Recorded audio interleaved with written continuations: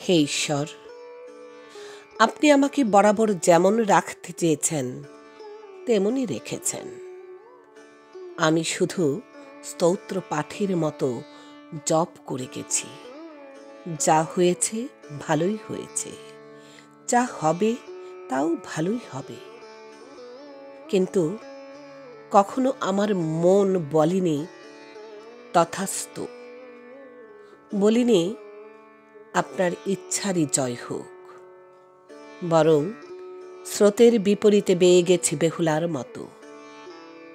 অন্তরে ধারণ করেছি ভরা পূর্ণিমার জোয়ার, আর কুয়াশারা দল বেঁধে চুমু খেয়ে গেছে ঠোঁটে, মুখে, আঙুলের ডগায়, পায়ের পাতায়। না, তাতে সোনা ফলেনি।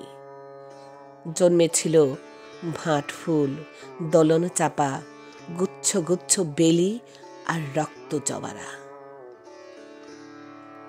কঠিন অঙ্ক কষে একদিন জ্যোতিষী বলেছিলেন, সত্যিকারের ভালোবাসা নাকি আমার জন্য মায়া হরিণ। আমি সেই থেকে দীর্ঘকাল বিষণ্ণ থেকে বিষণ্ণতর হলাম।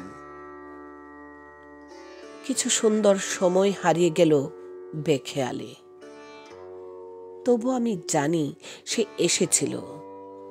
ঘোর গ্রহণ ভেদ করে সে বড় সূক্ষ্ম, চোখে দেখা যায়নি, শুধু অনুভবের ঘ্রাণ পেয়েছে হৃদয় তন্ত্রীতে।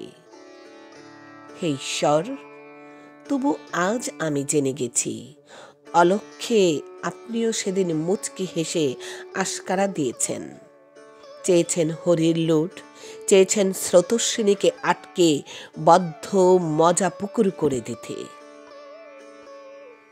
পরমেশ্বর না করুন, মহাকালের অভিশাপে আপনার প্রতিটি দিন যদি আর সমান না যায়, আপনার বিবর্ণ দিনে আমিও যে মুচকি হাসব, চোখের জলে ভাসব আজকের রক্তক্ষরণ ঢাকার বাসনায়।